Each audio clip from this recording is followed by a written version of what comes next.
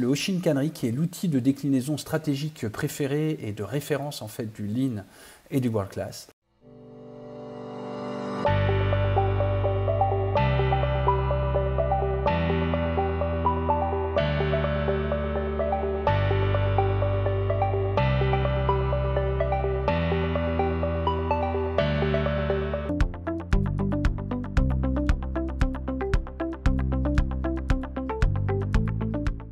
Le premier outil du Lean et World Class Leadership en termes de stratégique, c'est le Hoshinkanri. On va partir d'une vision à 3-5 ans qui correspond en fait à la mission de l'entreprise. Et puis en fait, on va la décliner en stratégie à 1 an, qui est un peu la guerre. Tiens, sur 1 an, sur les 12 mois, qu'est-ce qui est important pour nous à faire? Quelles sont les guerres qu'on doit absolument réussir en termes de chiffre d'affaires, en termes de nouveaux produits, en termes de part de marché, en termes de nouvelles capacités de production à développer. Puis après, on va mettre en place une tactique, qui vont être les batailles. Et les tactiques, ça va être des projets, ça va être des activités, ça va être du développement de partenariats. Et enfin, la dernière dimension, ça va être le pilotage, de manière régulière, toutes les semaines, tous les mois, parfois tous les jours.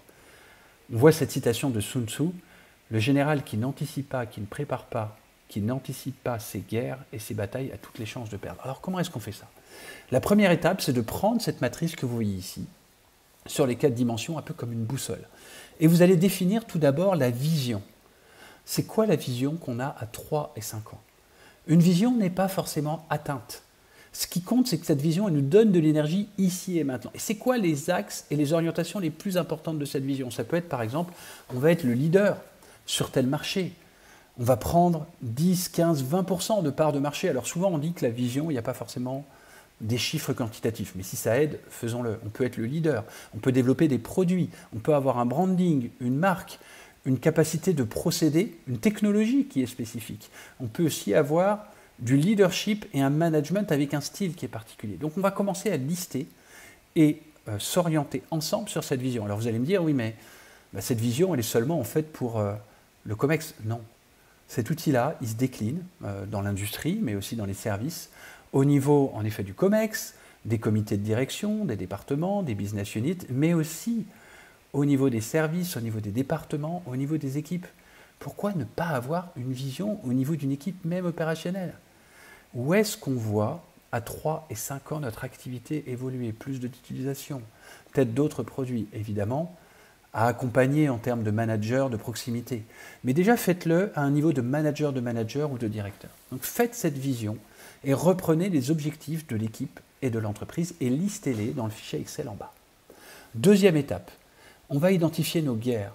C'est quoi les guerres qu'il faut absolument qu'on réussisse cette année? Et d'ailleurs, cette année, c'est quoi les guerres que votre équipe doit absolument réussir? Il ne doit pas y avoir plus que 2, 3 ou 4 guerres maximum. Ici, j'en ai listé plus, mais volontairement, ça risque en fait d'amener l'équipe à trop se disperser. Donc mettez 2, 3, 4, peut-être 7 guerres si vous voulez, mais mon conseil c'est de restreindre. Et faites le lien entre ces guerres et la vision, cette corrélation qu'on voit en bas à gauche de ce tableau Excel. En quoi cette guerre va venir nourrir la vision? C'est peut-être le développement d'un produit, c'est peut-être une release majeure, c'est peut-être un merge, une acquisition d'une activité, c'est peut-être de développer un partenariat, c'est peut-être d'acquérir des clients dans tel domaine, de développer le chiffre d'affaires de telle manière. Donc identifions quelles sont les guerres que nous voulons atteindre concrètement et sur lesquelles nous allons pouvoir nous organiser pour l'atteindre sur cette année, année glissante ou année courante. Ensuite, nous allons décliner ces guerres en batailles. Les batailles, c'est la tactique. Qu'est-ce que je vais faire en termes de bataille que je vais pouvoir mesurer? Ce n'est pas nécessaire de gagner toutes les batailles pour gagner la guerre. Mais sur une guerre, où il va y avoir 3 à 5 batailles, eh bien, il va falloir que je me focalise sur des batailles particulières. Et je vais décliner les priorités stratégiques annuelles qu'on a vues dans les guerres en tactique et en termes de bataille. Tiens, pendant les 3 premiers mois, on va se focaliser pour travailler un marketing particulier. Et on va sortir un marketing, par exemple, avec des vidéos. Puis ensuite, on va définir notre offre de service. On va l'ajuster. On va compléter cette offre de service. Oh, on va travailler une nouvelle technologie. On va tester un nouveau process. On va approfondir une analyse statistique, par exemple, des données pour mieux comprendre nos utilisateurs et mieux répondre à leurs besoins. En fait, ce sont des projets que vous allez mener. Et comme dans tout projet, vous avez de l'incertitude. Ces batailles, ces projets, vous pouvez en échouer certains. Ce n'est pas grave. Le plus important, c'est que les projets principaux réussissent. Si vous identifiez 3, 4, 5, 7 projets par rapport à la guerre, eh bien, focalisez-vous sur les projets fondamentaux, les batailles fondamentales qui vont vous permettre de gagner la guerre. Et là encore, nous faisons cette corrélation. En quoi les projets que j'ai identifiés, les 10 projets que j'ai identifiés, vont aider à atteindre et à réussir cette guerre. Ça, c'est la troisième étape. Et on a complété maintenant le haut. Quelles sont les orientations tactiques les plus importantes? Enfin, nous allons mettre en place un pilotage opérationnel. Donc nous le voyons.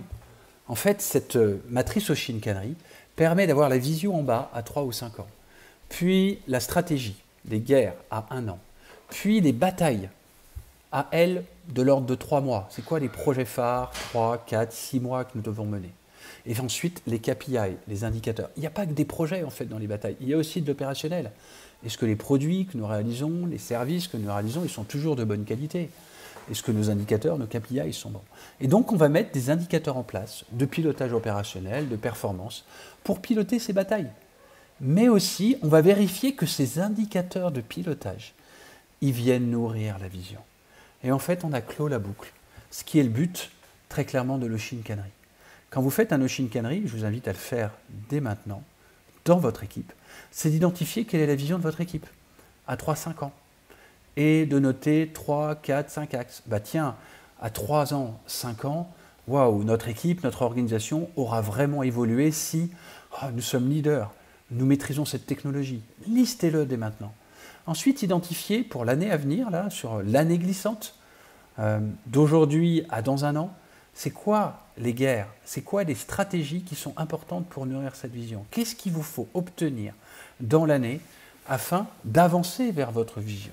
Et même si vous n'atteignez pas votre vision, ce n'est pas grave. Si vous voulez être leader sur un marché, sur une niche, et vous êtes très loin parce que vous découvrez ce marché, ça va être quoi la première étape?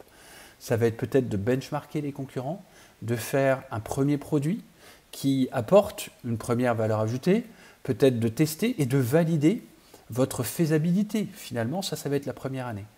Si vous voulez consolider, deuxième axe stratégique qu'on pourrait trouver dans les guerres, si vous voulez consolider votre leadership ou votre position en termes de marché, quel chiffre d'affaires vous allez devoir réaliser? Quelle évolution sur vos produits vous allez devoir mettre en place? Quelle technologie vous allez devoir intégrer ou quel niveau de qualité vous avez besoin d'atteindre sur les services que vous rendez? Peut-être que vous avez 3% de défauts et que vous voulez viser 1,5, 2% ou 1% de défauts. Identifiez ces guerres. Enfin, allez mettre en place les batailles. Si c'est de la qualité plus opérationnelle, allez mettre des chantiers d'amélioration et de pilotage de la qualité. Si c'est un nouveau produit, allez mettre en place des projets. Si c'est de la performance en termes de chiffre d'affaires, allez mettre en place un CRM, un outil qui vous permette de piloter vos leads, vos prospects, mais aussi les clients que vous allez acquérir.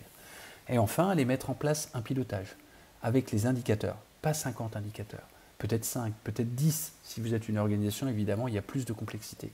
Et ces indicateurs, lorsque vous les suivez, en quoi aussi ils sont reliés par rapport à la vision? En quoi, si nous prenons l'exemple de la qualité, si votre indicateur de qualité vous permet de suivre le taux de non-qualité, par exemple, qui est de 3% de défaut à 1,5%, en quoi il nourrit votre vision? Et souvent, les gens vont vous dire, mais non, parce que c'est quelque chose d'opérationnel, c'est terre à terre, c'est au quotidien. Oui, mais en quoi le fait que vous pilotiez de près votre qualité avec les taux de défaut et que vous le réduisiez, vous améliorez votre niveau de qualité, ça va contribuer à faire que vous soyez un leader sur votre marché. En d'autres termes, ça vient nourrir votre pourquoi. Donc, mettez-le en place, pratiquez-le sur votre équipe, sur votre organisation et faites la boucle complète. Ne vous arrêtez pas aux indicateurs sans les relier par rapport à la vision.